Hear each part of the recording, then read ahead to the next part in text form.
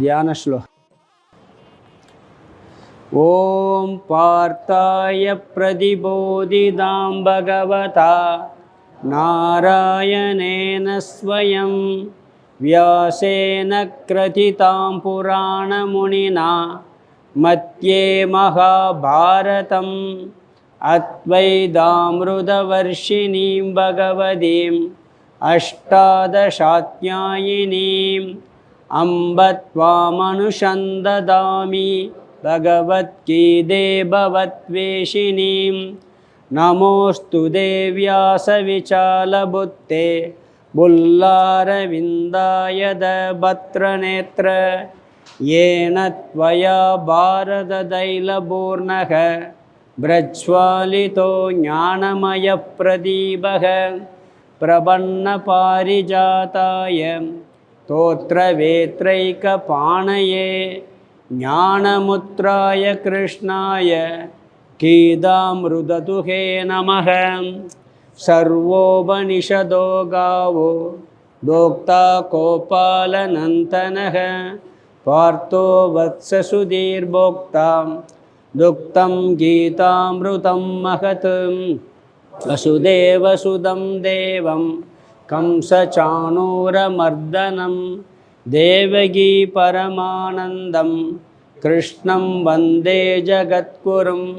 பீஷ்மத்ரோணதடா ஜயத்ரதஜலா காந்தாரநீலோத்பலா ஷல்யக்ராகவதி கிருபேண வகனி கர்ணேன வேலாகுலாம் ஸ்வத்தாமவிகர்ணகோரமகரா துர்யோதனா வர்தினி சோத்தீர்ணா கழு பாண்டவைரணநதி கைவர்த்தக கேசவக பாராச்சர்யவஜः சரோஜமமலம் கீதார்த்தகந்தோத்கடம் நானாஜ்ஞானகேசரம் ஹரிகதா சம்போதனாபோதிதம் லோகேஷச்சன ஷட்பதைரகரகக பீபீயமானம் முதா பூயாத் பாரதபங்கஜம் கலிமல பிரத்வம்சின ஸ்ரேயசே.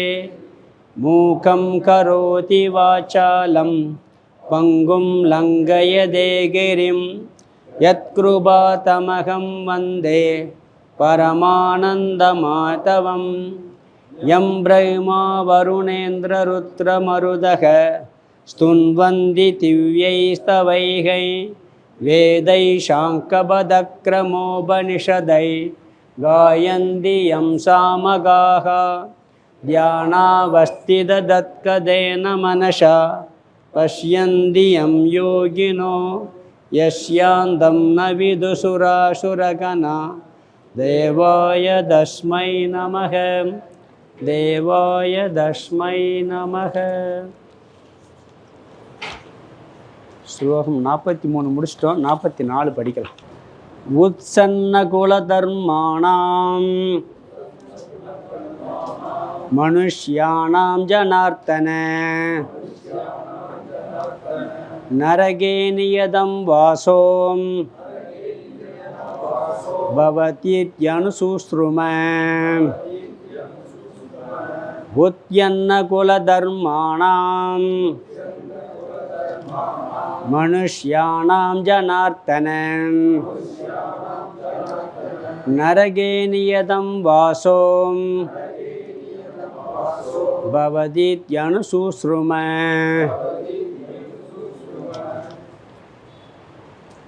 அர்ஜுன விஷாத யோகம் பகவத்கீதையில் முதல் அத்தியாயம். அர்ஜுனனுடைய சோகத்தை பற்றிய தலைப்பு. இதில் முதலில் போர்க்கள வர்ணனை, பிறகு அர்ஜுனனுடைய பற்று, அதற்கு பிறகு பற்றை தொடர்ந்து அவனுக்கு சோகம் வந்தது. பற்றும் சோகமும் மனதில் உள்ள தோஷம். சோகத்தை தொடர்ந்து அவனுக்கு மோகம் வந்தது, அது புத்தியில் உள்ள தோஷம். நாம் இப்போ 43 வரைக்கும் மோகத்தை பார்த்துக்கிட்டு இருக்கோம். 31 அவனுக்கு மோகத்தில் எப்படியெல்லாம் சொன்னால் உறவினர்களை கொல்வதில் நன்மை இல்லை அப்படின்னு ஒரு குழப்பம். சகுனம் சரியில்லை, இது ஒன்று. பிறகு ராஜ்யமும் வெற்றியும் சுகபோகமும் வேண்டாம்னு சொன்னான். எல்லாம் சொன்னதெல்லாம் பார்த்தா கரெக்ட் மாதிரி தெரியுது.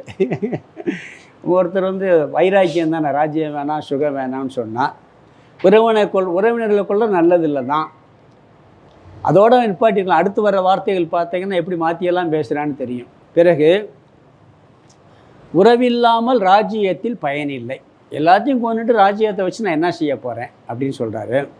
பிறகு என்ன சொல்கிறாருன்னா, அவர்களை நான் கொல்ல மாட்டேன், அவர்கள் என்னை கொன்னால் பரவாயில்லைங்கிறான். அப்புறம் இவனை கொண்டு அவனுக்கு பாவம் வருமா இல்லையா? அதை யோசிக்கணும்ல. டக்குன்னு மாறுது பாருங்க விஷயமெல்லாம். பிறகு மூவுலகம் எனக்கு கிடைத்தாலும் யுத்தம் வேண்டாம்னு சொன்னார்.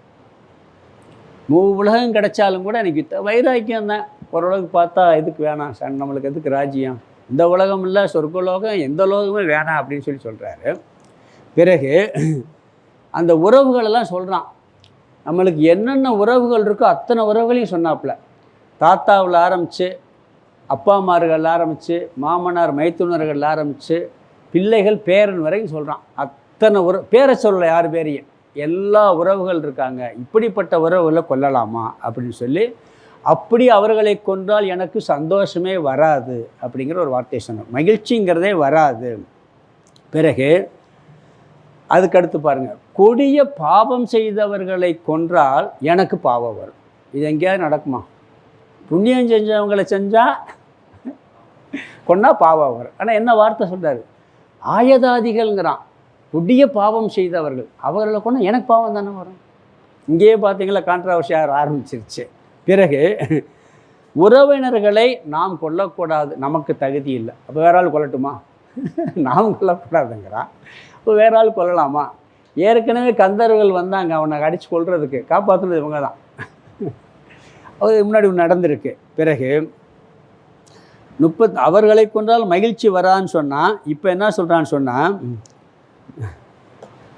அவர்களுக்கு அதாவது அவர்களை கொன்றால் மகிழ்ச்சி வரான்னு சொன்னவன் இப்போ என்ன அவர்களை கொள்றது நமக்கு தகுதி இல்லைன்னா. பிறகு 38, 39 அவர்களுக்கு பேராசை கண்ணை மறைத்து விட்டது. யாருக்கு? துரியோதனனுக்கு நாட்டு ஆசையெல்லாம் ரொம்ப வந்துருச்சு. அதனால் அவன் கண்ணெல்லாம் மறைச்சிருச்சு. நல்லது கெட்டதே தெரியலை பாவம். துரியோதனுக்கு நல்லது கெட்டதே தெரியலை. பேராசை தெரிஞ்சிருக்கு அவனுக்கு, பேராசை கண்ணை மறைச்சிருச்சு. நம்மளுக்கு பேராசை இல்லையே, நம்மளுக்கு தான் கண்ணை மறைக்கலையே, ஏன் நம்ம அந்த தப்பை செய்யணும்? அவங்க கண்ணை மறைச்சதுனால பாவம் செய்கிறதுக்கு ரெடியாக இருக்காங்க. நம்மளுக்கு கண்ணை மறைக்கலை, அதனால் நம்ம சண்டை போடக்கூடாது, நம்மளுக்கு பேராசை இல்லையே அப்படின்னு ஒரு குழப்பம். பிறகு இதெல்லாம் சொல்லிட்டு என்ன சொல்கிறாரு? பாவத்தால் விளைகிற விளைவு குலம் நாசம் அடையும், குலத்துக்கு கெடுதல் வரும் அப்படிங்கிறான். குலத்துக்கு கெடுதல் விளைவு என்னன்னு சொன்னால், குல தர்மம் அழியும். குல தர்மம் அழிந்தால் குலத்தை அதர்மம் சூழும். குலத்தை அதர்மம் சூழ்ந்தால் பெண்கள் பாதுகாப்பின்மை அடைவார்கள், பெண்கள் கெட்டு விடுவார்கள், வர்ண ஆசிரம தர்மம் எல்லாம் நாசம் அடைந்துவிடும் அப்படின்னு சொன்னான். குல தர்மம் அழியும் போது அந்த முன்னோர்களுக்கு செய்ய வேண்டிய கடமைகள்லாம் முறையில்லாமல் போயிடும். அந்த பிண்டம் கொடுக்கறதுல கூட யார் எப்படி கொடுக்கறது தெரியாமல் போயிடும். நிறைய அந்த ஜாதி தர்மம் குல தர்மம் எல்லாம் அழிஞ்சு போயிடும்னு சொல்லி எல்லாம் போட்டு குழப்பி சொல்லி வச்சிருக்கிறார். இப்போ திருப்பி 44 அடுத்து வர்ற குழப்பத்தை பார்க்கணும். பொதுவாக கடைசியாக சொல்கிறது குல தர்மம் அழியும். குல தர்மம் அழிஞ்சால் குலத்தை அதர்மம் சூழும். குலம் அதர்மம் சூழும் பொழுது பெண்களுக்கு பாதுகாப்பு இருக்காது. பெண்கள் பாதுகாப்பு இருந்தால் வர்ணாசிரம தர்மமே கெட்டு போயிடும் அப்படின்னு சொல்லி முடிக்கிறான். பொதுவாக பார்த்தீங்கன்னா இந்த ஜாதி தர்மம் இருக்கே, இந்து மதத்தில் ஒரு பெரிய ப்ளஸ் பாயிண்ட் என்ன தெரியுமா? ஜாதி இருக்கிறது. ஒரு பெரிய மைனஸ் பாயிண்ட் அதுதான். இன்னைக்கு வரைக்கும் இது காப்பாற்றப்படுதுன்னா அந்த ஜாதி தர்மம் இருக்கிறதுனால தான் காப்பாற்றப்படுதான். அவங்களுக்கு அதில் ஒரு அபிமானம் இருக்குது, எந்த ஜாதியாக இருந்தாலும். அப்புறம் வீக்னஸ் என்னென்னா, அந்த ஏற்றத்தாழ்வுகள்லாம் முன்னாடியெல்லாம் அப்படி இல்லை, ஒரு சுப்பீரியாரிட்டி இன்ஃபீரியாரிட்டி இல்லை. அது வந்ததுனால அது ஒரு வீக்னஸ் ஆகி போச்சு. அதை பயன்படுத்தி அதை அழிய பார்க்குறாங்க. இருந்தாலும் அழியலை. ஒன்று சொல்லுவாங்க, நம்ம மதத்தினுடைய பாதுகாப்பு என்னென்னா, பெரிய பாதுகாப்பு இந்த சாதாரண பூஜை பண்ணுற பாருங்கள், தீச்சீட்டு எடுக்கிறது, கயிறு குத்துறது, இதெல்லாம் சொல்லுவாங்க. ஒரு பொங்கல் வைக்கிறது, திருவிழா நடத்துறது, இதுதான் இந்த மதத்தை காப்பாற்றிருக்கு. ஆனால் அதை வீக்காக சொல்லி எல்லோரும் வைகிறான். தத்துவ ரீதியாக ஹை லெவலில் இருக்குது நம்ம மதத்தில். ஆனால் அது வந்து மேல் மேல் ஹை லெவல், இப்போ கீதையில் வரப்போகுது. ஆனால் அடிமட்டத்தில் மக்கள்கிட்ட இருக்குவாருங்க, கயிறு ஊற்றுறது, தீச்சித்தி எடுக்கிறது, இந்த சின்ன சின்ன திருவிழா நடத்துறது, குலசாமி கிடா வெட்டுறது. அதுவும் சில பேருக்கு பார்த்தீங்கன்னா அந்த கருப்பசாமி முனியாண்டிக்கெலாம் சாராயத்தை வச்சு தான் கிடா வெட்டுவாங்க. கிடா வெட்டி அதையும் சாப்பிட்டு போவோம். அது ஒரு பக்தி. இதெல்லாம் காப்பாற்றப்படுதுங்கிறாங்க. ஏன்னா அவனுடைய கலாச்சாரம், பண்பு, அந்த பழக்கம், அதையும் சாமி பேரை சொல்லி சாப்பிட்டு போ அப்படிங்கிறது. அது மாதிரி இந்த ஜாதி தர்மம், குல தர்மம் எல்லாம் அவங்களுக்கு ஒரு அபிமானம் இருக்குது, அது காப்பாற்றப்படுது. யாருக்குமே அவங்களுடைய தர்மத்தில் ஒரு அபிமானம் இருக்குது, நம்பிக்கை இருக்குது. இதில் என்னென்னா ஒரு இன்ஃபீரியாரிட்டி சுப்பீரியாரிட்டி இல்லைன்னா ப்ராப்ளம் இருந்திருக்காது, அப்படியும் சொல்கிறாங்க. அதனால் இவர் என்ன சொல்கிறாருன்னா, அதெல்லாம் அழிந்துபட்டு போய்விடும் இந்த போரினால் அப்படிங்கிறான். நிச்சயம் அழியாது, மற்ற எல்லாரும் அழிஞ்சாத்தையும் அழியுமே ஒழிய போரில் மட்டும் அழிய போகிறது இல்லை. இன்றைக்கி நடக்கிற யுத்தம்னு அழிஞ்சு போயிடும். அந்த காலத்தில் படை வீரர்கள் மட்டும்தான் சாவார்கள். இன்றைக்கி யார் இப்படி சாவாங்கன்னா டோட்டல் அழிச்சிருவான். அப்போ அது தர்மமே என்னன்னு தெரியாமல் போயிடும். அதனால் இவர் குழப்பி பேசிக்கிட்டு இருக்காப்புல அர்ஜுனன். அடுத்து 44 என்ன சொல்கிறாருன்னா, என்னது, நரகத்தில் அந்த குல தர்மங்களை எல்லாம் யார் சிதைக்கிறார்களோ அவர்களுக்கு நரகவாசம் தான் கிடைக்கும் அப்படிங்கிறார். என்ன சொல்கிறாரு? நரகவாசம் கிடைக்கும். முதல்ல பாவிகளை கொன்னா பாவம்னு சொன்னார், உறவினர் கொள்ளா நல்லது இல்லைன்னார். இதெல்லாம் கேட்கல வேறு யார் கிருஷ்ணர் பதிலே சொல்ல. சரி வேறு ரூட்டில் போய் பார்ப்போம். இப்படி கொன்னோம்னா அவங்கள கொன்னா பாவம் வந்துடும் சொல்கிறோம்ல. அப்போ என்ன சொல்கிறாப்புல, அவங்களுக்குன்னா எப்படி பாவம் வரும் அப்படி கேட்டுருவோம் சொல்லிவிட்டு அவங்கள கொல்லது வரும்போது குலதர்மம் அழிஞ்சு போயிடும். குலதர்மம் அழிஞ்சு போச்சுன்னா அது பாவம் தானே, குலதர்மத்தை அழிக்கிறது பாவம் தானே, அப்போ நரகத்தானே போவேன் அப்படிங்கிற அடிப்படையில் பேசுகிறாரு. உத்சன்ன குலதர்மானா மனுஷியானாம், அதாவது குல தர்மங்களை எல்லாம் அழித்த மனிதர்களுக்கு அப்படின்னு சொல்கிறார்.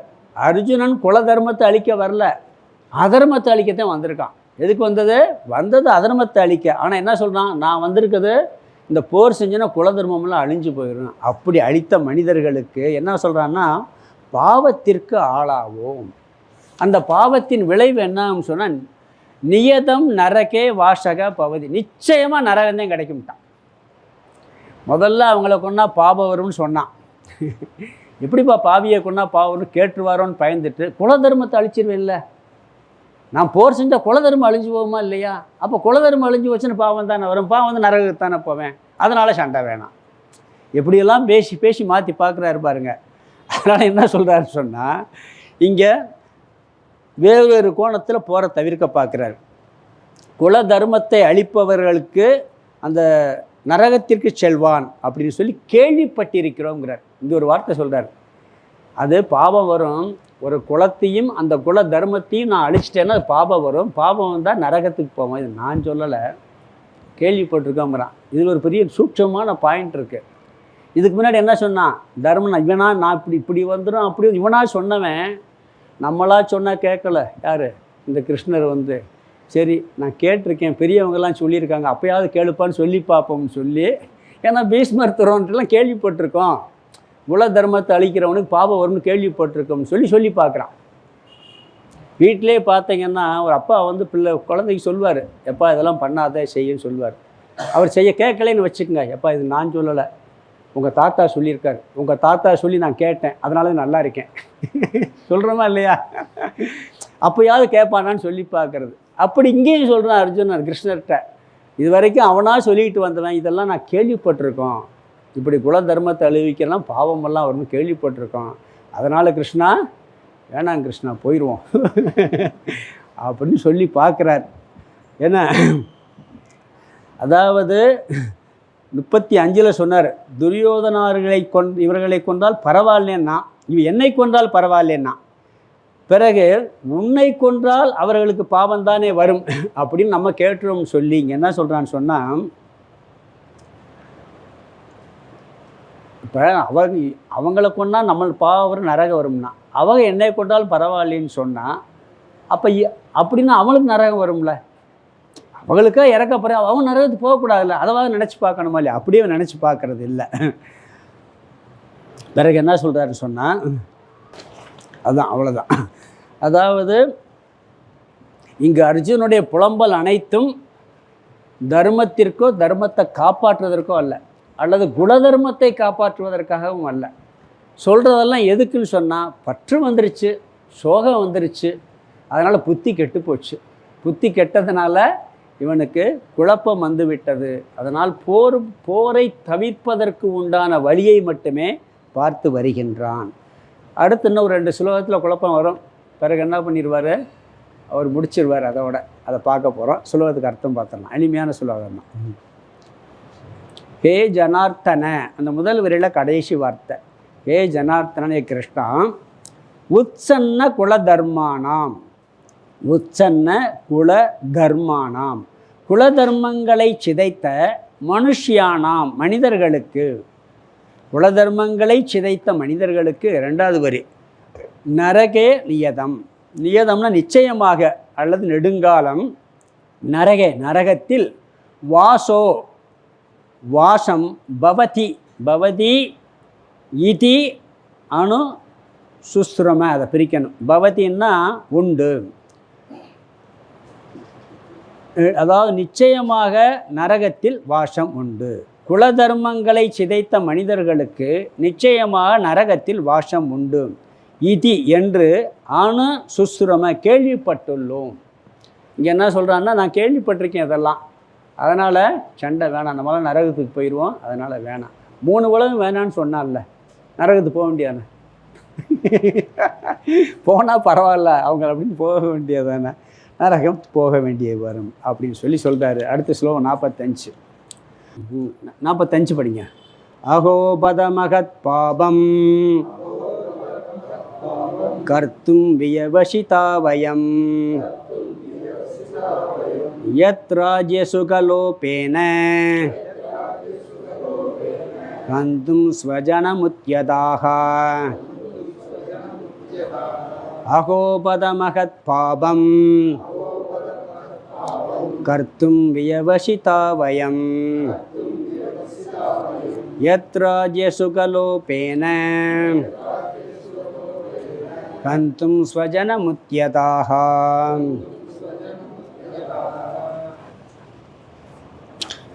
இங்கே பெரிய பாபத்தை செய்ய துணிச்சிட்டோமே அப்படின்னு வருத்தப்படுறார். போரை தவிர்க்க சொல்லும் காரணம், போர் செய்வது பெரிய பாவம் அப்படிங்கிற அடிப்படையில் சொல்கிறார். அங்கே பாவிகளை கொன்னது பாவம், குலதர்மத்தில் அழித்தா பாவம் வந்து நரகத்துக்கு போவோம், இங்கே போர் செய்கிறதே பாவம்ட்டார்.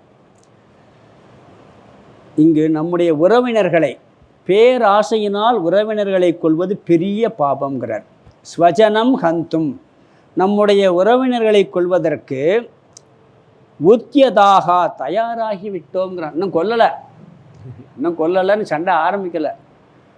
பேராசை பிடிச்சி இவங்களை கொள்றதுக்கு தயாராக வந்துட்டோமே, ஐயோகோ பாவங்கிறான். இந்த வேலையை செய்ய வந்துட்டோமே, உறவினையை கொள்வது தயாராக வந்து விட்டோமே, அவர்களை அழிக்கணும்னு உறுதி செஞ்சு தான் வந்தான். அப்படி தானே வந்தான். இங்கே அப்படி வந்துட்டோமே, பெரிய பாவம் செய்ய வந்துட்டோமே, நீங்கள் புலம்புறான். அப்படி வந்தது பெரிய பாபம் என்கிறான். மகத் பாபம் பாருங்கள், மகத் பாபங்கிறான், பெரிய பாவம்னு கூறுறான். தர்மத்தை காக்க நிச்சயம் செய்து வந்தவன் இங்கே என்ன சொல்கிறான், பெரிய பாபம் செய்ய நிச்சயம் பண்ணி வந்துட்டோங்கிறான். போருக்கு வர்றதுக்கு முன்னாடி தர்மத்தை நிலைநாட்டணும் நிச்சயம் பண்ணி வந்தான். இப்போ என்ன பண்ணுறான், பெரிய பாபத்தை செய்ய உறுதி பூண்டு வந்து விட்டோமே அப்படின்னு சொல்கிறான். அதுவும் எதற்கு, பேராசையினால் ராஜ்யத்தை கைப்பற்றி ராஜசுகத்தில் பேராசை பிடித்து வந்துவிட்டோம். ராஜ்ய சுக லோப்பேன அப்படிங்கிறாப்புல, அரச சுகத்தில் உள்ள பேராசையினால் இவ்வளவு பெரிய பாவத்தை செய்வதற்கு வந்துவிட்டோமே அப்படின்னு சொல்லி அப்படி ஒரு புலம்பல் அவனுக்கு. பேராசை பெருநஷ்டம் சொல்கிற மாதிரி இவர் புலம்புறார் இப்படி. அதனால் என்ன சொல்கிறாருன்னு சொன்னால், இப்படி பேசுகிறது எல்லாமே மோகம்தான். தர்மத்தை அதர்மமாக பேசினான், அதர்மத்தை தர்மமாக சொன்னார். அவர்களை பாபிகள் முதல்ல சொன்னான், துரியோதன பாபிகள்னா. பிறகு என்ன உறவினர்கள்ன்ட்டார். முதல்ல இவனே பாபிகள்ங்கிறான், பிறகு உறவினர்கள், அவர்களை கொள்வது பாவம் அப்படி சொன்னாப்புல. பிறகு பேராசையினால் அவர்கள் போர் செய்ய வந்துட்டாங்கன்னு சொன்னார் முன்னாடி அர்ஜுனன். இப்போ என்ன சொல்கிறான், நம்ம பேராசை பிடிச்சி வந்துட்டோம்ங்கிறான். அவங்க பேராசை பிடிச்சி போர் செய்ய வந்துட்டோம் முன்னாடி சொல்லியிருக்கான். எங்கே 38, 39. இங்கே என்ன சொல்கிறான், நம்ம பேராசையினால் இவங்களை கொள்றதுக்கு வந்துட்டோமே, நிச்சயம் செஞ்சு வந்துட்டோமே. இப்படி ஒரு புலம்பல். இப்படி குழம்பி இங்கே இருக்க. இதெல்லாம் எளிமையான சுலோகம்தான், பார்க்கலாம். ஸ்லோகத்துக்கு அர்த்தம் பார்த்துலாம். அகோ பத, அகோ பத அப்படின்னா அந்தோ ஐயகோ அப்படிங்கிறோம்ல, ஐயோகோ அந்த ஐயோயோன்னு சொல்லுவாங்க, அது மாதிரி ஐயோகோ அப்படிங்கிற மாதிரி அந்தோ. ரெண்டாவது வரியில் பார்க்கணும், யத்ர ராஜ்ய சுக லோபேன. ரெண்டாவது வரியில் யத் ராஜ்ய சுக லோபேன, ராஜ்யம் ராஜ்ய சுக லோபேனா, ராஜ்யன்னா அரச, சுகன்னா இன்பத்தில், லோபேனா உள்ள பேராசைனா, லோபம்னா தான் மட்டும் வச்சுக்கிற பேராசை. ராஜ்ய சுக லோபேன, அரச இன்பத்தில் உள்ள பேராசையினால், ஹந்தும் அதாவது ஸ்வஜனம் ஹந்தும். அடுத்தது ஹந்தும் ஸ்வஜனம் இருக்கு. ஸ்வஜனம்னா ஸ்வஜனம் நம்முடைய உறவினரை, நம்முடைய ஜனம்னா உறவினரை, ஹந்தும் அழிப்பதற்கு, நம்முடைய உறவினர்களை அழிப்பதற்கு, ஹந்தும் முத்தியதா, அந்த கடைசி வார்த்தை ரெண்டாவது இல்லை, உத்தியதான்னா தயாராக உள்ளோம். அரச இன்பத்தில் உள்ள பேராசையினால் நம்முடைய உறவினரை அழிப்பதற்கு தயாராக உள்ளோம். அது முதல் வார்த்தை எத்துன்னு இருக்கு. எத்துன்னா என்ற காரணத்தினால், ரெண்டாவதுல முதல் வார்த்தை. அப்புறம் முதல் வரியில் கடைசி வார்த்தை வயம். வயம்னா நாம், மகத் பாபம் பெரிய பாபத்தை, மகத்னா பெரிய, பாபம்னா பாபத்தை, கர்த்தும் செய்வதற்கு, வியவசிதா நிச்சயித்து விட்டோம், பெரிய பாபத்தை செய்வதற்கு நிச்சயம் செய்து விட்டோமே. எதனால்? அரச இன்பத்தில் உள்ள பேராசையினால். எதுக்காக? நம்முடைய உறவினரை அழிப்பதற்காக இப்படி நிச்சயம் செய்து விட்டோமே. இங்கே என்ன சொல்கிறாருன்னா, நாம் பெரிய பாவம் செய்ய தயாராகிவிட்டோம். அந்த பாவம் என்னென்னா, பேராசையினால் உறவினர்களை கொள்கின்ற பாவத்தை செய்ய தயாராகி நிச்சயம் செய்து விட்டோம். ஒவ்வொரு ஸ்லோகம் தனியாக பார்த்தீங்கன்னா கரெக்டாக சொல்கிறது மாதிரி இருக்கும். முன்னாடி சொன்னது கம்பேர் பண்ணி பார்த்தா அங்கே சொன்னது ஒரு மாதிரி இருக்கும், இங்கே சொன்னது ஒரு மாதிரி இருக்கும். அதே இப்போ அன்றைக்கே சொன்னல, அரசியல்வாதிகள் முதல்ல பேசியிருப்பாங்க, அதை எடுத்து வீடியோ எடுத்து வச்சுட்டு இப்போ பேசுகிற எடுத்து பார்த்தா அப்படியே கான்ட்ராவர்சியாக இருக்கும். அன்றைக்கி இப்படி பேசினவங்களே தெரியாது. இங்கே ஒரே இடத்துல முதல்ல சொன்ன வார்த்தைக்கு ரெண்டாவது சொன்ன வார்த்தைக்கு வித்தியாசமாக பேசுகிறார். ஸ்லோகம் 46. யதி மாம பிரதீகாரம் அசஸ்திரம் சஸ்திரபாணயக தார்தராஷ்டிராரணே ஹந்துஸ்கன்யுஸ் தன்மே க்ஷேமதரம் பவேத். யதி மாம பிரதீகாரம் அசஸ்திரம் சஸ்திரபாணயக தார்தராஷ்டிராரணே ஹன்யுஸ் தன்மே க்ஷேமதரம் பவேத்.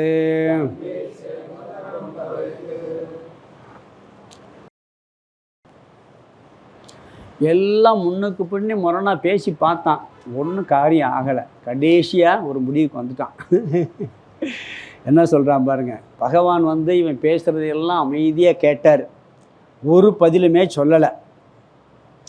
இவன் ஒரு வேளை பகவான் ஏதாவது சொல்லுவார் எதிர்பார்த்துருந்துருக்கான், ஒன்றும் சொல்லலை. அதனால் என்ன பண்ணிட்டான், இனிமேல் நான் ஆயுதங்கள்லாம் போட்டு சண்டை போட மாட்டேன், கீழே போட போகிறேன், அவங்க என்னை கொண்டா கூட பரவாயில்ல. இவர் ஏதாவது சொல்லுவார்னு எதிர்பார்த்தான், ஒன்றுன்னு சொல்லி பார்த்தா ஒன்றும் அவர் கேட்குறது மாதிரி இல்லை பகவான். அதனால் என்ன பண்ணிட்டான்னு சொன்னால் யோசித்து பார்க்குறான், ஏதாவது சொல்லுவாரான்னு பார்க்குறான். எப்படி சொல்லுவார் எதிர்பார்த்துருக்கலாம்னு சொன்னால் நம்மளே கற்பனை பண்ணி பார்க்கலாம். இவ்வளவும் சொன்ன பிறகு கிருஷ்ண பரமாத்மா, எப்பா நீ சொல்கிறதெல்லாம் இவ்வளோ நேரம் பேசிட்டேன், ஒரு வாரத்தோடு அவர் பேசலை, இல்லை நீ சொன்னதெல்லாம் பார்த்தா சரியாக தெரியுது, வா கிளம்புவோம், ரெண்டு பேரும் கிளம்பி போயிடுவான். பீமன் கொஞ்சம் கோபமாக இருப்பான், நான் சமாதானப்படுத்திக்கிறேன். என்ன அர்ஜுனை சமாதானப்படுத்திக்கலாம், காட்டுக்கே போயிடலாம். பீமன் போட்ட சபதத்தெல்லாம் வேணாம்னு சொல்லிடுவான். திரௌபதி கூந்தலை முடியாமல் அப்படியே கிடக்கட்டும். ஏன்னா சண்டை போடாட்டி அதான் நடக்கும். திரௌபதி கூந்தலை முடிக்க மாட்டேன்னு சபதம் போட்டிருக்கான், இவன் 100 பேரை கொல்றோன்னு சபதம் போட்டிருக்கான். அப்போ இப்படி ஏதாவது சொல்லுவார், சமாதானப்படுத்தி நம்மளை கூட்டு போயிடுவார் அப்படின்னு நினச்சி இவன் என்ன பண்ணிருக்கான், இப்படியே சொல்லி சொல்லி பார்த்தான். ஆனால் அவர் என்ன பண்ணுறாரு கிருஷ்ணர், இதெல்லாம் சொல்கிறது மாதிரி இல்லை. நினச்சான் சரி சொல்லிவிட்டு பீஷ்மருக்கு ஒரு நமஸ்காரம், துரோணனுக்கு ஒரு நமஸ்காரம் சொல்லிவிட்டு துரியனுக்கு ஒரு பை பை சொல்லிவிட்டு கிளம்பிடலாம் அப்படின்னு கூப்பிடுவார்னு எதிர்பார்த்தான். அவர் கூப்பிட்டது மாதிரி இல்லை. அவர் யார்? கிருஷ்ணர் சாதாரண ஆளா? கபடக்கண்ணன். சாதாரண கண்ணன் இல்லை. அவர் வந்ததே பூமி பாரத்தை குறைக்க. எப்படி சண்டை போடாமல் கூட்டு போவார்? இவன் எல்லாம் சொல்லி பார்த்தான். அவர் 2 காரியம். ஒன்று, அதர்மத்தை யார் வச்சுருக்காங்களோ அந்த கைப்பிடிக்கிறோம் அவங்களையெல்லாம் அழித்து, அதர்மத்தை அழித்து தர்மத்தை காப்பாற்ற. இந்த பூமியில் நிறைய மக்கள் தொகையை குறைக்கிறது ஒன்று. பிறகு நம்மளுடைய தர்மங்கள் எல்லாம் நலிந்து போயிருக்கு. உபனிஷத் கருத்துக்கள் எல்லாம் கொஞ்சம் மங்கி போயிருந்தது அந்த காலத்தில். அது மேல் வரல. வேதங்கள் நிறைய படிக்க முடியலை, உபனிஷதங்கள்லாம் படிக்க முடியலை. அதுக்காக மக்களுக்கு அதை புதுப்பிச்சு கொடுக்கணும்னு ஒரு எண்ணம். அதுக்கு நேரம் வந்துருச்சு. இப்போ அவருக்கு போவாரா? கீதையை சொல்லணும்ல அர்ஜுனனுக்கு. அதனால் இவன் நினச்சான் கூப்பிட்டு போயிடுவார் சண்டை போட வேணான்ட்டு. இவர் கூப்பிட்ற மாதிரி தெரியலை. அதனால் என்ன பண்ணிட்டான்னு சொன்னால்,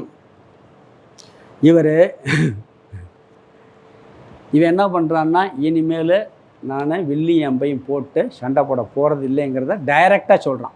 இதுக்கு முன்னாடி என்ன செஞ்சான்? அது பாவம், இது பாவம், அது அழிஞ்சு போகும், இது அழிஞ்சும் சொல்லி பார்த்துட்டு இப்போ கடைசி வார்த்தைக்கு வந்துட்டான். என்ன பண்ணிட்டான்? அப்பிரதீகாரம் அசஸ்திரம் மாம். நம்ம சொன்னதெல்லாம் இவருக்கு புரிஞ்சோ புரியலையோ, அதனால் பொறுத்தது போதும், பொங்கி எழுவோம் சொல்லி நேரடியாக இந்த பாருங்கள், நான் எதிர்த்து போரிடாமல் ஆயுதம் இல்லாமல் இருக்க போகிறேன். ஆயுதத்தை தாங்கி அவங்க என்னை கொண்டா பரவாயில்ல, ஆயுதத்தில் கீழே போட போகிறேன்னு சொல்கிறான். போட்டு அடுத்ததில் என்ன பண்ணுறான்? போட்டுருவான். நேரடியாக செயலுக்கு வந்துடுவான். என்ன சொல்கிறான்னா, அப்பிரதீகாரம் அசஸ்திரமாம். எதிர்த்து போரிடாமலும் ஆயுதம் இல்லாமலும் இருக்கின்ற என்னை நான் எதுவும் சண்டை போட மாட்டேன். அது மட்டும் என் ஆயுதமெல்லாம் கீழே போட போகிறேன். அந்த நேரம் பார்த்து அவங்க கொன்னா கூட பரவாயில்ல. சில பேர் நிறைய மறைமுகமாக சொல்லி பார்ப்பாங்க, பிறகு நேரடியாக வந்துடுவாங்க. ஒருத்தர் கடன் கட்டு போகிறோம், நேரடியாக கேட்க சங்கடமாக இருக்கும். வீட்டில் பிள்ளைக்கு ஃபீஸ் கட்ட முடியலை, வாடகை கொடுக்கலை, அங்கே கொஞ்சம் பணம் கொடுக்கணும், இப்படிலாம் சொல்லி பார்ப்போம். அவர் அசைகிறது மாதிரி இல்லைன்னு வச்சுங்க. அப்படியாப்பா கஷ்டமாக இருக்க, நான் கொடுத்துறேன்னு சொல்லிட்டோம், வேலை முடிஞ்சு போச்சு. சொல்லலைன்னு என்ன ஒன்று நேரடியாக கேட்டுருவோம். அது மாதிரி சண்டை போடாமல் இருக்கு எல்லாத்தையும் சொல்லி பார்க்குறான் மறைமுகமாக. இப்போ ஆயுதத்தை கீழே போட போகிறேன், அவங்க நான் சண்டை போட மாட்டேன் நேரடியாக சொல்கிறான். இப்போ ஆயுதம் இல்லாமலும் இருக்கின்ற அதை என்ன சொல்கிறான்னா, எதிர்த்து சண்டை போடாமலும் ஆயுதம் இல்லாமலும் இருக்கின்ற என்னை அவர்கள் ஆயுதம் உள்ளதோடு என்னை கொண்டா பரவாயில்லைங்கிற வார்த்தையை சொல்கிறான். அதாவது சிலது நேரடியாக சொல்ல முடியாது, மறைமுகத்தை சொல்ல முடியும். அப்படி சொல்லி பார்த்துட்டு நேரடியாக வர்றான். இந்த காரில் போய்கிட்டு இருப்பாங்க, நம்ம லிஃப்ட்டு கேட்கணும். கார் மதுரைக்கா போகுது அப்படிமா. மதுரைக்கு போனோன்னா எங்கே இவருக்கு என்ன கேட்போம், காரில் எத்தனை பேர் போகிறீங்க, இடம் இருக்கா? நான் வரேன்னு சொல்ல வேண்டியதானே, சரி வாங்க கூப்பிடணும், இப்படியெல்லாம் சொல்கிற பழக்கம் இருக்குது. அதே மாதிரி போர் செய்யாமல் இருக்க எல்லாம் சொல்லி பார்த்து அவர் வாயே திறக்கலைன்னு தெரிஞ்ச உடனே, இந்த பாரு இனிமேல் சண்டை போட மாட்டேன், ஆயுதத்தை கீழே போட போனேன், அவங்க என்னை கொண்டுட்டு போட்டோம். ஆயுதம் கொண்டுருவாங்கன்னு சொல்லலாம்ல, அதனால் கொல்லட்டுங்கிறான். அது சொல்கிறான். அதாவது அவர்கள் உன்னை கொண்டு விடுவார்களே, அதுக்காக சண்டை போடலாம் சொல்லிடுவாருன்ட்டு. சஸ்திர பாணயக தார்தராஷ்டிராக ரணே யதி கஞ்சுகு. நான் ஆயுதம் இல்லாமல் இருக்கும்போது ஆயுதத்தோடு திருதராஷ்டிர புதல்வர்கள் என்னை கொள்வார்களாயின் தத்மே க்ஷேமதர பவேத், அதுவே எனக்கு ரொம்ப நல்லதுன்ட்டான். நீ ஆயுதத்தை போட்டேன்னு அவங்க கொண்டுருவாங்கன்னு கிருஷ்ணர் கேட்டுருவார். அப்படி கொன்னா அது எனக்கு ரொம்ப ரொம்ப நல்லது, அதுதான் எனக்கு மேலான நன்மையை தருங்கிறான். சுலோகம் 35 ஏற்கனவே சொன்னாப்புல, அவர்கள் கொன்றாலும் என்னை அதாவது அவர்கள் கொன்றாலும் நான் அவர்களை கொல்ல விரும்பவில்லைன்னா. இங்கே நான் ஆயுதம் இல்லாமல் இருக்க போகிறேன், அவங்க கொண்டா எனக்கு நல்லது, அதுதான் எனக்கு ரொம்ப நல்லதை கொடுக்குமே ஒழிய. ஏன்னா நான் கொண்டுட்டேன்னா வருஷம் பூரா நினச்சிக்கிட்டே இருப்பேன், ஒரு குற்ற உணர்வு இருக்கும். அதனால் அவங்க கொண்டுட்டு போட்டோம், நான் இறந்துட்டு போகிறேன் அப்படிங்கிற அளவுக்கு கீழே வந்துட்டாப்புல. எனக்கு மிகவும் நன்மை பயப்பது அவர்கள் என்னை கொல்வது தான் என்று சொல்லி அடுத்து என்ன பண்ணுறான், வாயை மூடிட்டு அதை செயலில் காமிக்கிறான். பேச்சை நிப்பாட்டிட்டு வில்லி அம்பையும் தூக்கி அதை எரிய போகிறான். அப்படி எரிகிறார்னு யார் சொல்வா? சஞ்சயன் சொல்ல போகிறார். வில்லியும் தூக்கி எரிஞ்சு விட்டு இப்படி உட்காந்துட்டான்னு சொல்லி அடுத்த ஸ்லோகத்தில் சஞ்சயன் சொல்வார். ஏன்னா எரிஞ்சிட்டு பேசாமல் உட்காந்துருவார் அவர், அதை சொல்ல போகிறாரு. இங்கே ஸ்லோகத்துக்கு அர்த்தத்தை பார்த்துடலாம். யதி மாம் அப்ரதீகாரம், அதை பிரித்தோம்னா யதி மாம் அப்ரதீகாரம் அசஸ்திரம் இருக்கு. யதி மாம் அப்ரதீகாரம் அசஸ்திரம் அப்படி பிரிக்கணும். அப்ரதீகாரம்னா எதிர்த்து போரிடாமலும், அதுக்கு அடுத்த வார்த்தை அசஸ்திரம், ஆயுதமின்றியும் உள்ள. மாம், அதுக்கு முன்னாடி உள்ள வார்த்தை யதி மாம்ன்றது எண்ணெய். கடைசி வார்த்தை சஸ்திர பானையக, ஆயுதங்களுடன் கூடிய. ரெண்டாவது வரி தார்தராஷ்டிரா, தார்தராஷ்டிராக, திருதராஷ்டிரரின் புதல்வர்கள் ரணே, போரில்.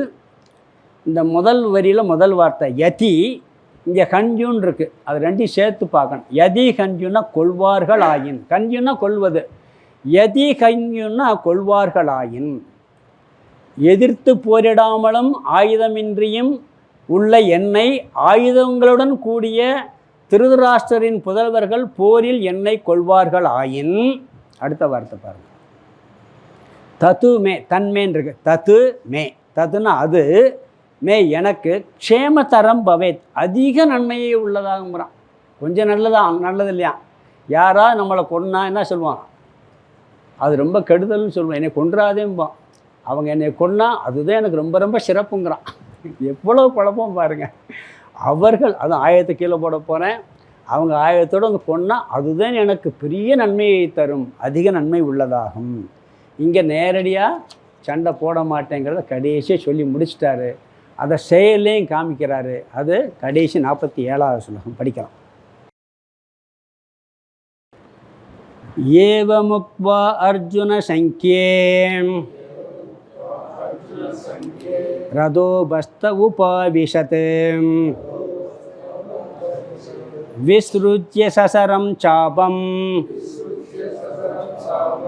சோக சம்விக்னமானசக. ஏவமுக்வா அர்ஜுன சங்கே ரதோபஸ்த உபாவிஷத் விஸ்ருத்ய சசரம் சாபம்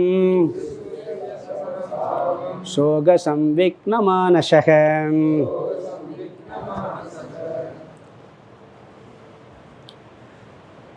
வியாச பகவான் மகாபாரதத்தை எழுதினாலும் கூட இங்கே என்ன சொல்கிறாரு?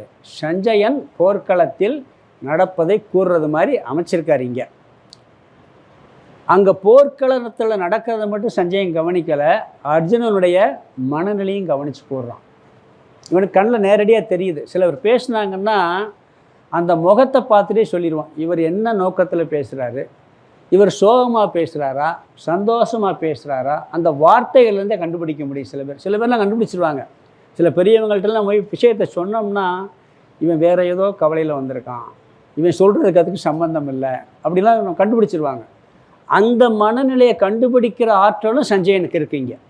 அதனால் இவன் கரெக்டாக சொல்கிறாரு. இங்கே எப்படி சொல்கிறாரு சொன்னால் சஞ்சயன் கூறுறாரு இங்கே, அதாவது அவனுடைய மனதில் முதல்ல இருந்தது வெளியே பேச்சா வழி வந்துச்சு. இப்போ என்னாச்சு? செயலில் அர்ஜுனுக்கு வெளி வர ஆரம்பிச்சிச்சு. அதை என்ன சொல்கிறார் சொன்னால், எப்படிப்பட்ட மனதுடன் இருக்கிறான் அர்ஜுனன், என்ன செய்கிறான்ங்கிறத கூறுறான். சங்கியே சசரம் சாபம் விஸ்ருஜ்ய, அதாவது போர்க்களத்தில் வில்லையும் அம்பையும் எரிந்து விட்டு எரிஞ்சிட்டாருங்க. சண்டை போடுன்னு சொல்லிட்டு என்ன பண்ணிட்டாரு? இனிமேல் அர்ஜுன்கிட்ட சொல்லி பிரயோஜனம் இல்லை, இவர்கிட்ட கிருஷ்ணர்கிட்ட சொல்லின்னு சொல்லி வில்லையும் அம்பையும் கீழே போட்டுட்டு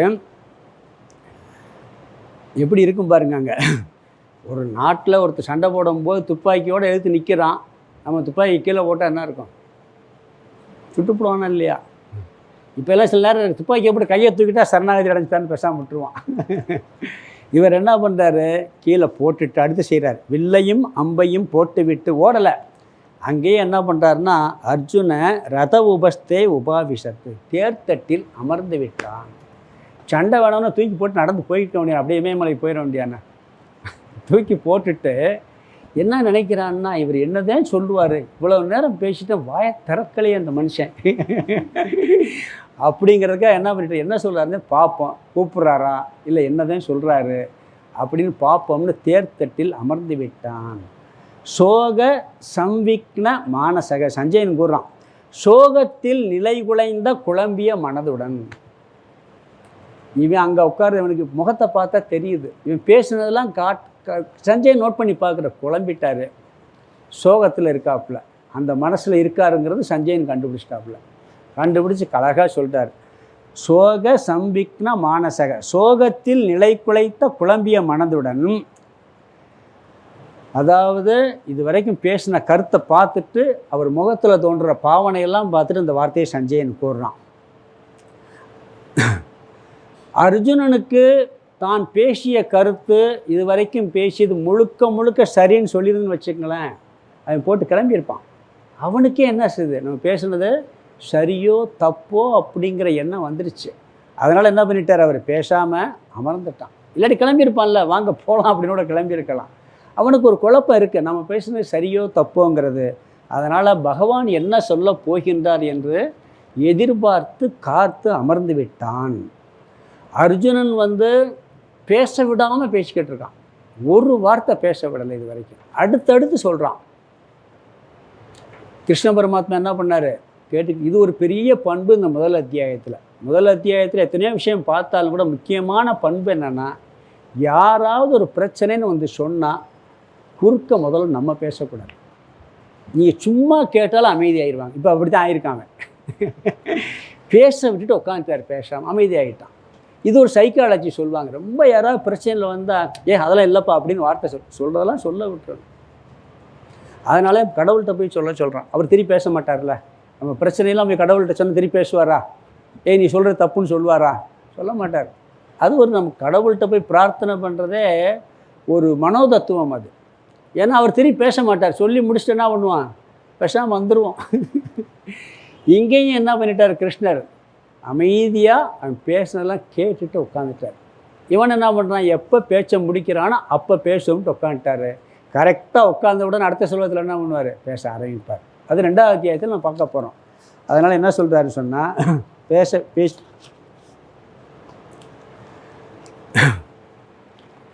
பேசாமல் தேர்தட்டில் அமர்ந்து விட்டான் அப்படிங்கிறத சஞ்சயன் சொல்கிறான். பகவான் என்ன செய்ய போகிறான்னு சொன்னால், பேசாமல் பார்த்துட்டு அடுத்த ஸ்லோகம் 2வது அத்தியாயத்தில் சஞ்சயன் திருப்பி ஆரம்பிக்கிறான்.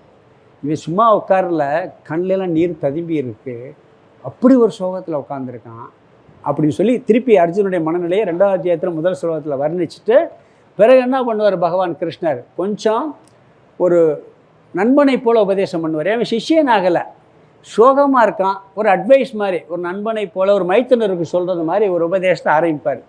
2 ஸ்லோகம் சொல்லுவார், திருப்பி ஆரம்பிச்சிடுவார். யார், அர்ஜுனா. ஆரம்பித்த உடனே அவனுடைய உண்மையான அந்த சிஷ்ய பாவனை அங்கே வெளிப்படும். சிஷ்யனான உடனே அப்போத்தான் சொல்லுவான், நான் ரொம்ப துயரத்தில் இருக்கேன்னு சொல்லி.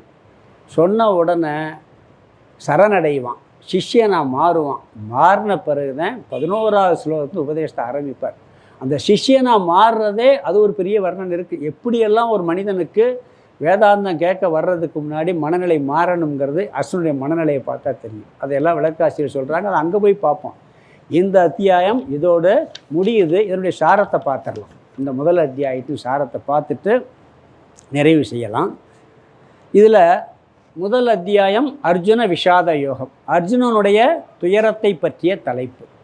எல்லா மனிதர்களுக்கும் துயரம் இருக்குது. அந்த துயரத்தை நீக்குவது கீதையின் நோக்கமாக இருந்ததுனால துயரம் எப்படி வருகிறது என்பதை இங்கே காட்டுகின்றார். முதல் ஸ்லோகத்தில் திருதராஷ்டிரம் பேசுகிறான். அந்த யுத்தத்தில் என்ன நடக்குது சொல்லு சஞ்சயான்னு கேட்குறான். அதில் சொல்லும்போதே நம்மவர்களும் பாண்டவர்களும் சொல்கிறான். அப்போயே பிரித்து காமிக்கிறான். 2 பேரும் ஒரே குடும்பம்தான். எல்லாம் நம்மால்னு சொல்லுவான், எல்லா பேரும் நம்ம வீடுன்னு சொல்லுவான். யாராக இருந்தாலும் பொதுவாக நம்ம சொந்த வீடு என் வீடுன்னு சொல்கிறதே இல்லை. என்ன சொல்லுவோம், நம்ம வீடு, நம்ம தோட்டம், நம்ம கடைம்போம். இவன் என்ன பண்ணுறான், நம்மவர்களும் அங்கேயே பிரிச்சுட்டாப்புல. அது ஒரு பெரிய குற்றம் இப்படி சொல்லுவாங்க. அதில் தர்மக்ஷேத்திரமாகிய குருக்ஷேத்திரம்னு ஆரம்பித்தார். ஏன்னா தர்மம் முக்கியங்கிறதுனால பகவத்கீதையுடைய முதல் வார்த்தை தர்மம்னு வந்திருக்குன்னு சொன்னாங்க. எல்லாத்துக்கும் தர்மம் பேசிக்காக ஓடணும், தர்மம் இல்லாட்டி எல்லாம் நாசமாயிடும். அதனால் தர்மக்ஷேத்திரே அப்படிங்கிற வார்த்தை வந்திருக்குன்னு சொன்னாங்க. பிறகு 2லிருந்து 20 வரைக்கும் போர்க்கள வர்ணனை. இதில் 2வது ஸ்லோகத்தில் சஞ்சயன் சொல்கிறான், துரியோதனன் துரோணாச்சாரியரை பார்த்து இவ்வாறு கூறுகிறார் அப்படின்னு சொல்லிட்டு 3லிருந்து 11 வரைக்கும் துரியோதனன் இரு படையில் உள்ளவர்கள் பேரெல்லாம் சொல்லி வர்ணிக்கிறான். இந்த போர்க்கள வர்ணன் எந்த பாண்டவர்கள் பக்கம் யார் இருக்கா, துரியோதனன் பக்கம் யார் இருக்கா. அதில் முக்கியமான கருத்து என்னன்னு சொன்னால், அந்த பாண்டவர்கள் படையை கூறும் பொழுது சிறிய படை அவங்க படை இவங்களை விட, ஆனால் என்ன பண்ணுறான்னு சொன்னால் பெரும் படைங்கிறான். இவனுக்கு ஒரு குழப்பாங்க. ஏன்னா பயத்தில் இவன் 11 அக்ஷௌரோணி, அவங்க 7 அக்ஷௌரோணி படை. ஆனால் அந்த படையை பார்த்து பெரும் படைங்கிறான், கட்டுக்கடங்கிய படைங்கிறான். நம்ம இது கட்டுக்கடங்காத படைங்கிறான். அந்த படைகள், அந்த வார்த்தைகள்லாம் பார்த்தீங்கன்னா வித்தியாசம். பிறகு அவர்கள் எல்லாம் மகாரதர்கள்ங்கிறான். ஒரு ஆள் 10,000 பேர் ஈஸியாக சமாளிப்பார். இவர்கள் படைகள் இருக்கவன் இவனை குறைச்சிக்கிறான், சூரர்கள் மட்டும் சொல்கிறான். யார? துரியோதனம் படைகளில். இந்த அணிவகுப்பில் பேசுகிற வார்த்தையிலேயே இவனுடைய பயமெல்லாம் அங்கே வெளிப்படுது. பிறகு 12லேருந்து 19 வரைக்கும் இவனுடைய வெளிப்பட்டதனால் என்ன பண்ணுறார் பீஷ்மர்? முதல் சங்க ஊதிட்டார். இவனுடைய பயத்திலிருந்து விடுபடுவதற்காக சங்க ஊதுறார். அது ஒரு பெரிய குற்றம்னு சொல்லுவாங்க. ஏன்னா முதல்ல சங்க ஊதுனது யாருன்னு சொல்லுவாங்களா இல்லையா? போகிற சண்டை ஆரம்பித்ததுக்கு குற்றத்துக்கு ஆளாகிறார்கள் அப்படிம்பாங்க. அதனால் இவர் முதல் சங்க ஊதுறாரு. பிறகு எல்லாரும் என்ன பண்ணுறாங்க? அவங்களுடைய சங்குகளை எல்லாரும் ஊதுறாங்க. அதில் ஒரு வர்ணனை இருக்குது. துரியோதனன் பக்கம் ஊதிய சங்கு, தாரை, தப்பட்டை எல்லாம் பெரிய ஆரவாரமாக இருந்துங்கிறான். இதை சொல்கிற துரியோதனன் சஞ்சயன் சொல்கிறான், ஆரவாரமாக இருந்துச்சு. ஆனால் பாண்டவர்கள் பக்கம் ஊதிய சங்கு விண்ணையும் மண்ணையும் அதிரை செய்து திருதராஷ்டிர கூட்டத்தாரின் நெஞ்சை பிளந்ததுங்கிறார். அங்கே தர்மம் இருந்ததுனால அது ஒரு ஆக்ரோஷம், ஒரு வீரம் வந்தது. இது போர்க்கால வர்ணனையிலெல்லாம் பார்த்தோம். பிறகு சஞ்சயன் என்ன சொல்கிறான்? 20வது ஸ்லோகத்தில் அர்ஜுனன் என்ன பேசுகிறான்னு சொல்கிறான். அவர் என்ன சொல்கிறாரு? கட்டளை இடுறார் அர்ஜுனன். ஸ்லோகம் 20லேருந்து 21லேருந்து 23 வரைக்கும் அர்ஜுனுடைய கட்டளை. என்னுடைய யார் கட்டளை போடுறாரு? கிருஷ்ண பரமாத்மாவை கட்டளை. தேரை கொண்டு போய் நிப்பாட்டு. யார் முன்னாடி? நான் யார் கூட சண்டை போடணும்? துரியோதனுக்கு சப்போர்ட்டாக யாரெல்லாம் வந்திருக்காங்க அவங்க முன்னாடி. இவர் என்ன பண்ணுறாரு? 24லேருந்து 25 வரைக்கும் பகவான் அவருடைய கட்டளையை நிறைவேற்றுறார். எப்படி நிறைவேற்றுறாரு? பீஷ்மர் துரோணர் முன்னாடி போய் நிப்பாட்டுறாரு. நிப்பாட்டி இவங்களோட நீ சண்டை போடணும், இவங்க தான் துரியோதனுக்கு சப்போர்ட்டாக வந்திருக்காங்க பாரு அப்படின்னு சொல்லி அவர் அங்கே ஒரு வார்த்தை பேசுகிறாரு. ஆனால் கிருஷ்ண உவாச்சன்னு வராது. சஞ்சயன் சொல்கிறான், இந்த படைகளை பார் அப்படின்னு சொல்லி நிப்பாட்டி சொன்னார் அப்படின்னு ஒரு வார்த்தை வரும். பிறகு 26லேருந்து 28 வரைக்கும் அர்ஜுனனுடைய பற்று வெளிப்படுகிறது. ராகக இந்த அத்தியாயத்தில் முக்கியமாக போர்க்கள வர்ணனை ராகக, சோகக, மோகக, பற்று, கவலை, மயக்கம். இந்த 3 தான் இதில் முக்கியமாக வெளிப்படுது. முதல்ல பற்று வருது இவனுக்கு. எதுக்கு பற்று வருதுன்னு சொன்னால் பீஷ்மர் துரோணர் மேலே ரொம்ப பற்று வருது. யார்கிட்ட ரொம்ப அன்பையும் அனுபவிக்கிறோமோ, சுகத்தை அனுபவிக்கிறோமோ அவங்க மேலே பற்று வருது. இவன் சின்ன வயசில் அனுபவிச்சிருக்கான், அதனுடைய ஞாபகம் வருது இவனுக்கு, அதனுடைய நினைவுகள் வருது. அந்த நினைவுனால் இவனுக்கு பற்று வருகின்றது. அதை தொடர்ந்து சோகக 29லேருந்து 31 வரைக்கும் அர்ஜுனனுடைய சோகம், துயரம். பற்றை தொடர்ந்து சோகம் மட்டும் வராது, பயம் வரும், சில கோபம் வரும், லோபமும் வரும். பற்று வந்துருச்சுன்னா அந்த பற்றில் நம்ம யாராவது பிடுங்கிடுவாங்களோன்னு பயம் வரும், அதை வச்சுக்கணுங்கிற லோபம் வரும். நம்மளுக்கு பிடுங்கிட்டா கோபம் வந்துடும். இங்கே இவனுக்கு சோகம் வந்தது. அர்ஜுனன் துரியோதனுடைய பற்று தேசத்தில் அவனுக்கு பற்று வந்துச்சு, அதனால் அவனுக்கு பயம் வந்துச்சு. துரியோதனுக்கு லோபமும் வந்துச்சு, பயமும் வந்துச்சு. இவனுக்கு என்ன வந்திருக்கு? சோகம் வந்தது. பீஷ்மர் துரோணர் மீது உள்ள பற்றுனால அவர்கள் இறக்கலை, இறந்து விடுவார்களோ. எப்பயுமே பார்த்துங்க, நடந்த பிறகு வர்ற துக்கத்தை விட நடந்துருமோன்னு நினச்சி படுற துக்கம் தான் ஜாஸ்தி. யாத்தையும் பண்ணுறான். ஏன்னா சண்டையே ஆரம்பிக்கலை, எல்லாம் செத்துருவாங்க அப்படின்னு இவனுக்கே ஒரு எண்ணம். இறந்து விடுவார்களோ என்ற எண்ணத்தில் இவனுக்கு பற்று வந்து விட்டது, சோகம் வந்து விட்டது. அந்த சோகத்தில் என்னாச்சு? அங்கம் சோர்வடைகிறது, வாய் உலருது, உடல் நடுக்கம் எடுக்குது, எல்லாம் ஆகி எல்லாம் என்ன பண்ணான்? கரெக்டாக திருப்பி அந்த சோகத்தின் விளைவாக மோகம் வந்தது. 31லேருந்து 46 வரைக்கும் அர்ஜுனனுடைய மோகம், குழப்பம், மயக்கம். இந்த ராகம் சோகம், பற்று கவலை மனதில் வருவது, மோகம் புத்தியில் வரக்கூடிய ஒரு பண்பு. மோகம் எங்கே வரும்னு சொன்னால் புத்தியில் தான் வரும் இந்த மோகம். நீங்கள் குழப்பமாக பேசுனீன்னு வச்சுக்கோங்க, என்ன சொல்லுவாங்க? உனக்கு நான் புத்தி கட்டு போச்சாம்பாங்க. சோகத்தில் அவனுக்கு ஏதோ மனசு சரியில்லை பாம்பாங்க. இங்கே குழம்பி பேசும்போது மனசு கெட்டு போச்சான்னு சொல்லாமல் ஒரு நல்லவனாக இருக்கான், அன்பு கருணை எல்லாம் இருக்குது, திருப்பி அன்பு கருணை போயிடுச்சு, அவன் மனசு மோசம் நல்லா இருந்துச்சு, இப்போ மனசு நல்லா இல்லை. இந்த சோகம் பற்று அன்பு கருணை மன சம்மந்தப்பட்டது. இந்த நிச்சயம் என்ற புத்தி குழப்பமெல்லாம் புத்தி சம்மந்தம். ரெண்டும் சேர்ந்தாத்தான் வேலை ஒழுங்காக நடக்கும். ரெண்டு சேனல்னு வச்சுக்கங்களேன், ஒழுங்காக நடக்காது. சாமிகிட்ட குருபரான சாமி இருக்கார் பார்த்தீங்களா, அவருக்கு ஒரு ஜோசியம் பார்த்தார் ஒருத்தர் கைரேகையில். அவர் படிக்கும்போது பிரம்மச்சாரியா பரமார்த்தானந்தரை படிக்கும்போது என்ன பண்ணாராம் பார்த்துட்டு, நீ பெரிய ஆளாக இருந்துருவ, நீ ஃப்ளைட்லேயே போவ, ஃப்ளைட்லேயே வரும், உனக்கு ஒரு 5-6 செக்ரட்டரி இருப்பாங்க, எப்போ பார்த்தாலும் கூட்டம் இருக்கும், அப்படி இருக்கும்னு சொல்லி ஜோசியம் சொல்லியிருக்கார். சிரிச்சுக்கிட்டே இருந்தாராம். நான் என்ன இவ்வளோ சீரியஸாக ஜோசியம் சொல்ல நீங்கள் சிரிக்கிறீங்கன்னாராம். நீ சொல்கிறதெல்லாம் நடக்கலாம், எனக்கு ஒரு நாள் புத்தி கெட்டு போச்சுன்னாராம். நீ பாருங்கள், அப்போயே வைராக்கியம் பாருங்கள், பேர் வரக்கூடாது, புகழ் வரக்கூடாது, கூட்டம் வரக்கூடாது. ஒரு சன்னியாசி பாருங்கள், அவர் எப்படி இருக்கார், பிரம்மச்சாரியாக இருக்கும்போதே எனக்கு புத்தி கெட்டு போச்சுன்னாராம். புத்தி கெட்டு போய்தான் குழம்புறான். புத்தி கெட்டதுனால அவனுக்கு மோகம் வந்துருச்சுங்க. அவர் எதை பாருங்கள், நம்ம அதெல்லாம் வேணும்னு நினைக்கிறான், அவர் என்ன பாருங்கள், வேணாம் அது கூடாதுங்கிறதுக்காக நடக்கலாம், புத்தி கெட்டு போச்சுன்னா. இடையில சொல்கிறேன், எந்த செயல் செஞ்சாலும் மனசும் புத்தியும் வேணும். மனசு என்ன பண்ணும்னா, தான் நினச்சதை சாதிக்கிறதுக்கு புத்தியை சரி கட்டிடும். அப்படி சரி கட்டிட்டு இங்கே அர்ஜுனனை குழம்ப வச்சிருச்சு. இந்த சோகம் என்ன பண்ணுச்சு, மனசில் வந்த சோகம் புத்தியை சரி கட்டி புத்தியை குழப்பி பேச வைத்து விட்டது. நம்மளுக்கு ஒரு பலகீனம் இருந்துன்னு வச்சுங்களேன், புத்தியை பலகீனப்படுத்தி அதை சரி கட்டி பேச வச்சு, அப்படித்தான் அவனுடைய இதெல்லாம் வந்துச்சு. ராகமானது அவனது தர்ம அதர்ம அறிவையெல்லாம் அழித்து விட்டது. அதனால் புத்தியை பேச வச்சிருச்சு. என்ன சொல்கிறான், அதர்மத்தை தர்மமாக சொன்னான், தர்மத்தை அதர்மமாக சொன்னான், பாப செயலை புண்ணிய செயல்னான், பிறகு குல தர்மத்தை பற்றி பேசினான், நல்லதை கெட்டதுன்னு சொன்னான், கெட்டது நல்லதுன்னு சொன்னான். இப்படியெல்லாம் குழம்பி பேசிவிட்டான். கடைசியில் 47 என்ன பண்ணிட்டான் சொல்லிவிட்டு சஞ்சயன் சொல்கிறார், எல்லாத்தையும் வேணான்னு சொல்லி வெள்ளியும் அம்பையும் போட்டுட்டு கடைசியாக அவர் தேர்தட்டில் அமர்ந்து விட்டான்.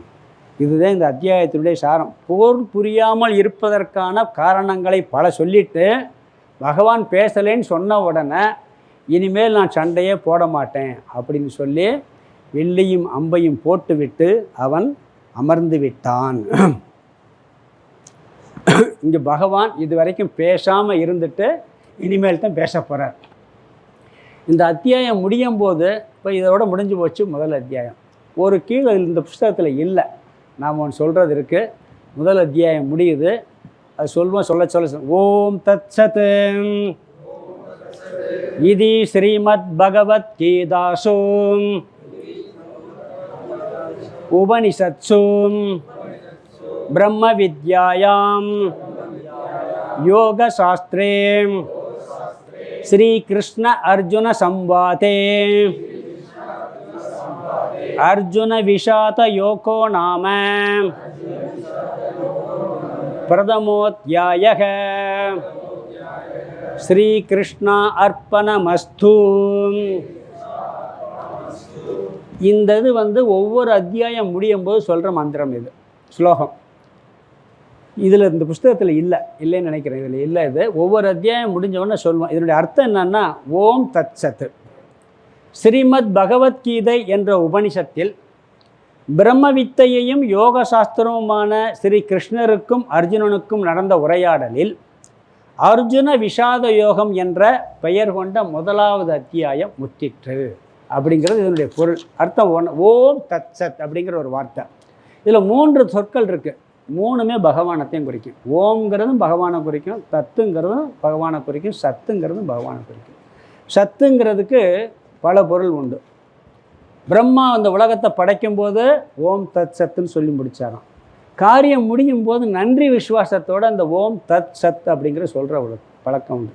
அதாவது நாம் செஞ்ச செயலில் ஏதாவது குற்றம் இருந்தால் அந்த குற்றத்தை பொறுத்தருள்வதற்காக இந்த வார்த்தையை சொன்ன அந்த குற்றமெல்லாம் போயிருமா. இந்த இதில் திருவிளையாடல் வசனம் வரும்ல, நீ பாடல் எழுதியல் குற்றம், என்ன குற்றம், சொற்குற்றமா பொருள் குற்றமாம்பா.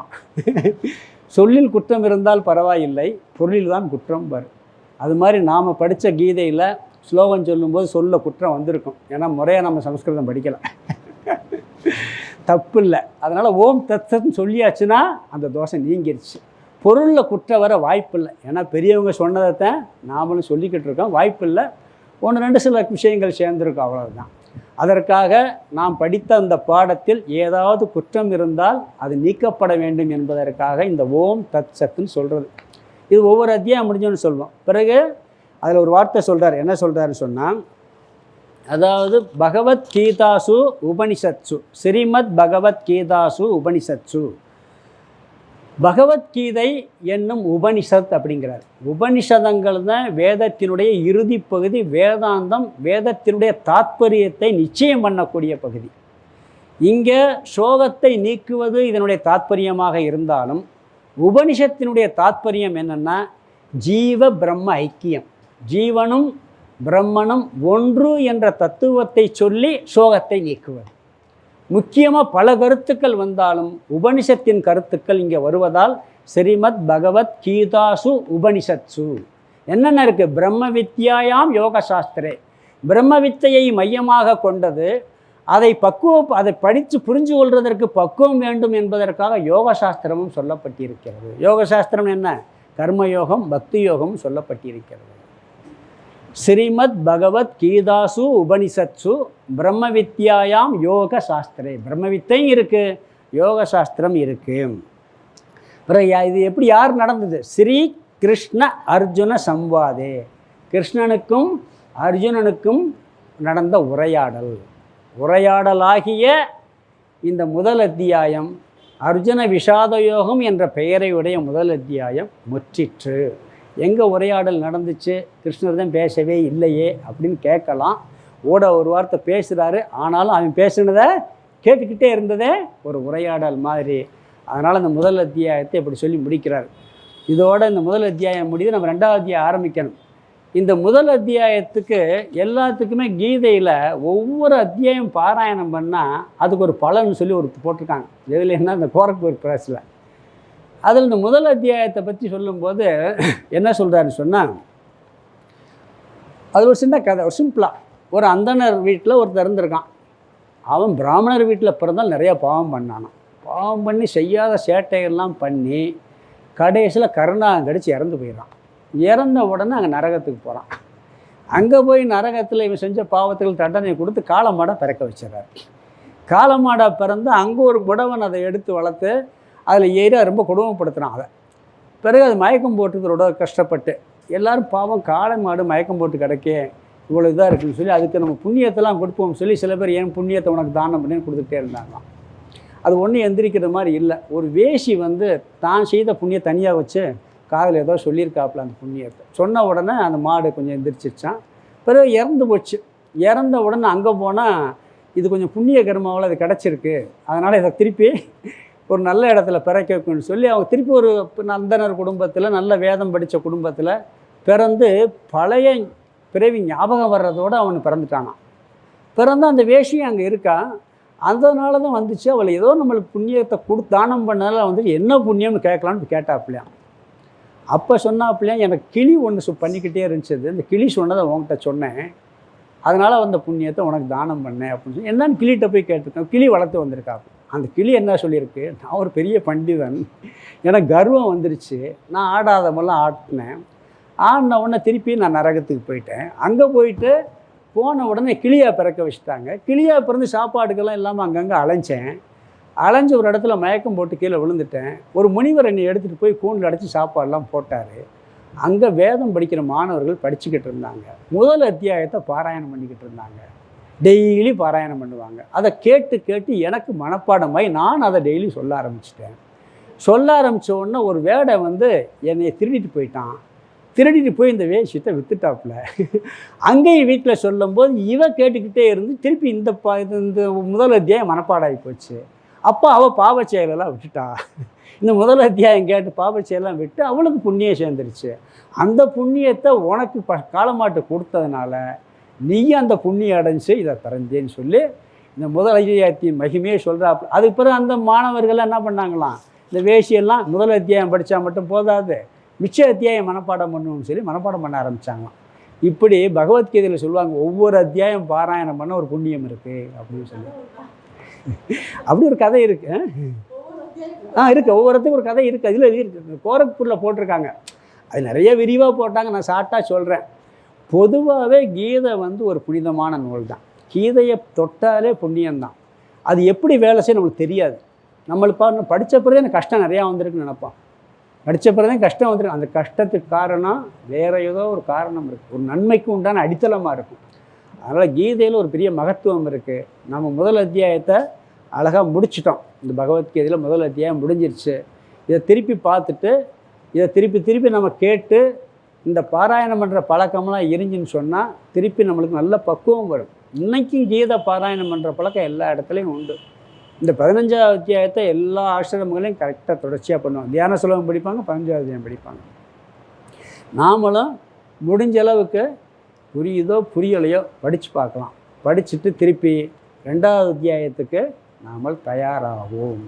ஓம் பூர்ணமத பூர்ணமிதம் பூர்ணாத் பூர்ணமுதச்யதே பூர்ணஸ்ய பூர்ணமாதாய பூர்ணமேவாவசிஷ்யதே. ஓம் சாந்தி சாந்தி சாந்தி. ஹரிஹி ஓம். ஆதிகுருநாத சுவாமிக்கு ஜெய். ஹரிஹி ஓம்.